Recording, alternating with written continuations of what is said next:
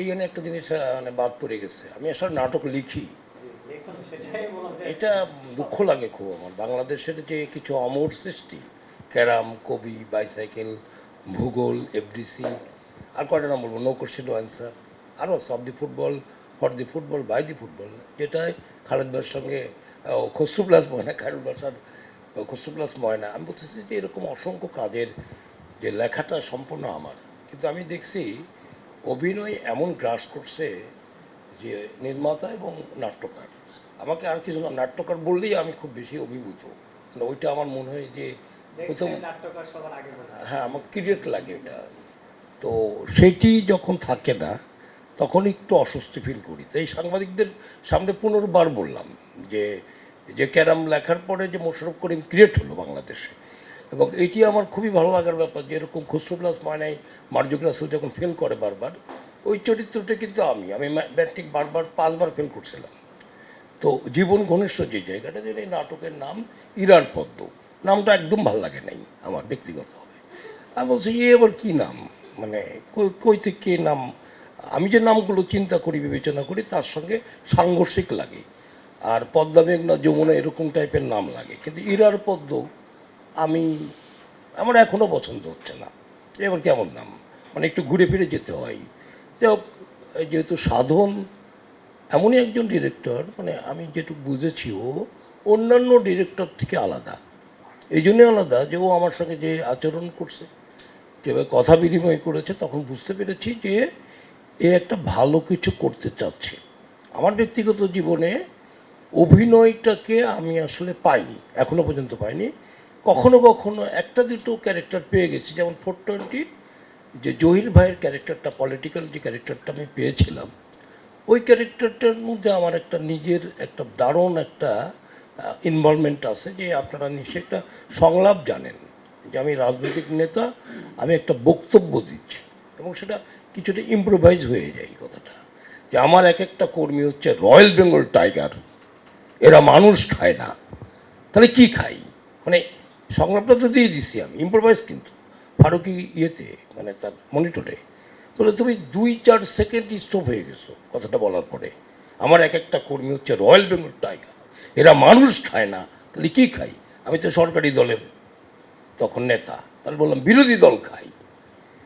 এই যে বিরোধী দল খাই, রাজনৈতিক বক্তব্য, এটা হয়ে যেতে পারে একটা ইম্প্রোভাইজে।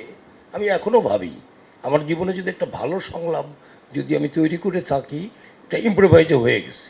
তো অনেক ক্ষেত্রে ইম্প্রোভাইজ ভালোও হয়, আবার খুব খারাপের দিকেও যেতে পারে। সেটি এই প্রোডাকশনও আমাকে মাঝে মধ্যে ওই বন্দি করেছিল আমাকে, আমাদের ডিরেক্টর বাসার জানে, আমার একটু করুণ অবস্থা হয় যখন একটা সংলাপের মধ্যে গেঁথে দেওয়া হয়, সে যে কোনো কবিতা, রবীন্দ্রনাথের হোক আর যারই হোক, আমার ওখানে খুব লাগে, মানে অস্বস্তি লাগে যে ওইটা ভাঙা যায় কিনা। মানে রবীন্দ্রনাথের গান ঠিক আছে, পরপর জাল সাজাইছে, ওটা তো ভাঙার কোনো কারণ নাই, কিন্তু আমার বাবা মনে হয় যে ওইটা যদি এরপরে যদি এইটা দিতে পারতাম তাহলে মনে হয় ভালো হইতো। তো বাসার দেখছে আমি কি অসহায়ত্ব বোধ করছিলাম যখন আমাকে সংলাপ দিয়ে দিয়েছে এবং বলছিল যে এটা সিলেক্টিভ, এটা বলতেই হবে। আমি বলতে যে অনেক ইম্প্রোভাইজ করতে পারেনি, কিছুটা হয়েছে, কী বলা যায়, মানে এটাকে কী বলে যেন, ওই এনজি বলবো না, মানে বারবারই সংলাপ হচ্ছিলো, ডিস্টার্ব হচ্ছিলো, যাই হোক তারপরে পার করছি। তো আমার যেটা ভালো লাগছে যে এই প্রোডাকশনে বাসার ছিল আমার সঙ্গে, আমার খুব বলতে দ্বিধা নাই।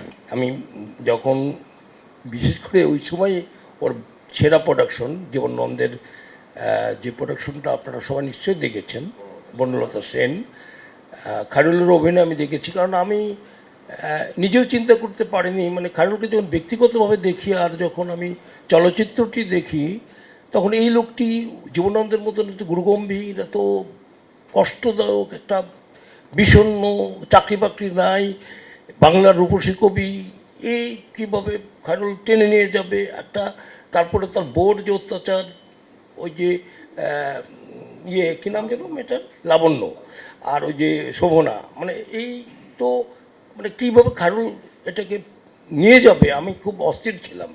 আর বাংলাদেশের চলচ্চিত্রের উপরে আমার ওই রকম কোনো আস্থা এখনও গড়ে ওঠেনি।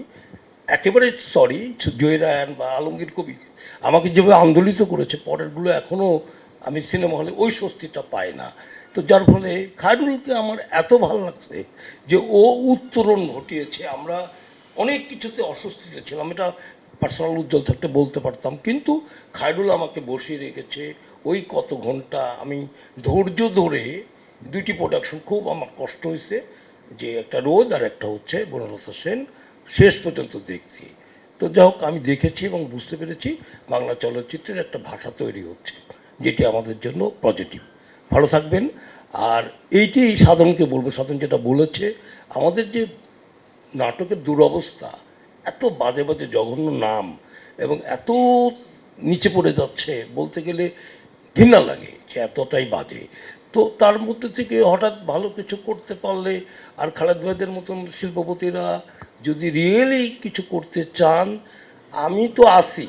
আমি আপনাকে বলছিলাম কিছুক্ষণ আগে খায়রুলকে, আমি মফস্বলের গল্পই বানিয়েছি এবং মফস্বলের গল্প আমি সিনেমা হলে নিয়ে যেতে চাই, এবং আমার একটা ভালো সিনেমা আমি নিতে চাই, বা ইন্ডিয়ার ফুটবল।